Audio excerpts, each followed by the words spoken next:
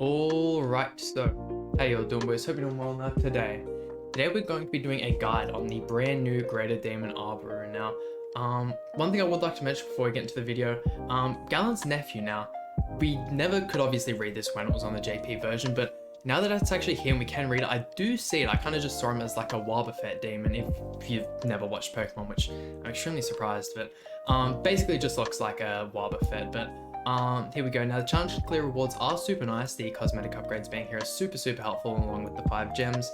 And it has a fairly good shop as well. Now, unfortunately there are new costumes if you have been playing. There is nothing here, but would highly advise going through and rebuying them for the cosmetic upgrades. But we do have 3 new card packs, which allows us to get 3 of the new Archangel artifacts, which are super nice.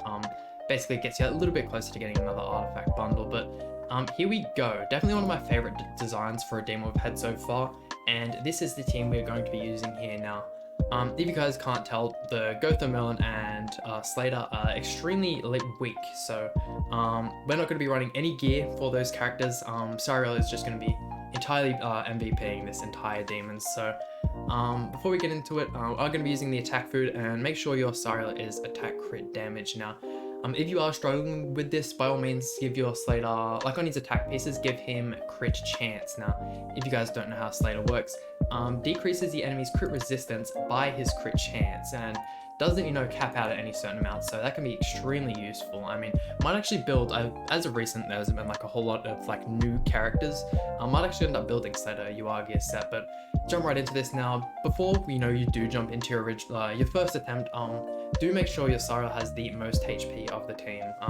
ABORU does like to target whoever has the most HP, and super big fan of this intro animation as well. But now, why do you want him to target Sariel? Why not just use any other team? Now, main reason being is whoever he attacks, he does actually give a damage buff. So as you'll see here, when he goes for the Sariel, he will, I'm not sure if it's 1 or 2 buffs, but let's see. I think we'll just chuck out cards for the time being.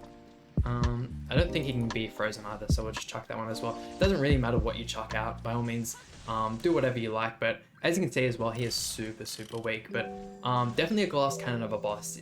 His ultimate can hit for just absolutely insane amounts of damage, but as you can see here, going for the Sariel, and there are the 2 buffs there. Don't think he will go for anyone at all. It's only the person who's the highest HP, which I find weird that some of the bosses are built like that. Some of them only go for like the character with the lowest HP, and some, but that's alright. Getting the double rank up on Sariel here, we got extremely lucky on that one, and full sending there. I mean, most of these demon like side battles are a lot easier than some of the other content in the game, but there we go, easy 600,000, and that is him wiped. Going to the second phase, once again, super cool animations, but you can just throw out the Sariel cards again and just easily one-tap him. There we go. I mean, if you like, there is actually a free-to-play team you could use, and I mean, yeah, almost every unit in that team is free-to-play. Actually, yeah, no, team is basically fully free-to-play. I mean, some of the units are summonable, but they've been out in the game for that long that you should have them by now. And here we go. What is the other team we're going to be using? The free-to-play team. Now, if you have been playing Global for a while, you'd be familiar with this team. It is the Mono Red. Now, once again, same things apply. He will still go for the unit with the highest HP, which unfortunately is our Gotha. Our Gotha is just so much more built out than the Red Escanor, but we do still have the Red Arthur. Let's say if you don't. So let's say if, Escanor is your highest HP, he will automatically get the attack buff from getting hit, but if he isn't, you can use this Arthur to give him the, attack buff. And if you get the level 3, you obviously get like the HP buff, defense buff, etc. And you get the debuff immunity as well, which is really nice. But here we go. Now, hopefully we get a rank up on this second turn, but kind of just going to be throwing out cards in this first one. Probably want to use these. These are your kind of like ideal cards.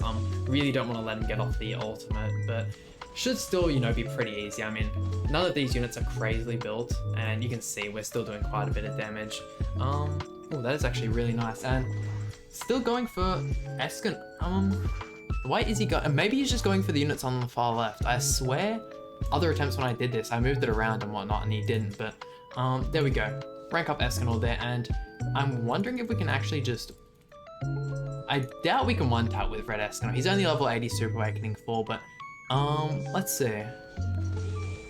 There you go, look at that, just absolutely wiped him there. And we did still have the ultimate gauge removal from the AoE, if, you know, we didn't manage to, but there we go, getting on to the final phase here. And as you guys can see, like, even with a team like this, we are just absolutely stomping him. And 1, 2, and 3.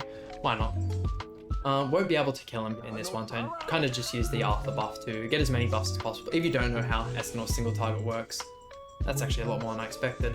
He gets an extra 20% per damage for every buff he has on himself, so giving him as many buffs as possible is the greatest thing for his damage. But yeah, look, as you can see, we absolutely stomped this, and we'll be able to chuck this gentleman's dignity out and just absolutely one tap. But fairly easy boss. I mean, you know, this red Escanor is a coin shop unit, so you can buy him there along with the Gotha. You can buy both of them. Arthur's been out since day one. I don't think they've given him out for free anywhere, but still super easy to obtain. I don't think they've given him out for free, but the Slater is an SR unit, so you can acquire them absolutely anywhere. And look at that, almost 700,000 with a level 80 Escanor. But there we go. I mean, would recommend, you know, doing your 3 attempts per day and getting all the materials, but there we go, just as easy as that. Now, I mean, hope you know this video helped you guys out. We will actually buy this here, but yeah, hope this guide, you know, helped you out with team building and whatnot. Please hit that like button, subscribe, really means a lot to me, and I'll see you guys for some more Grand Cross content.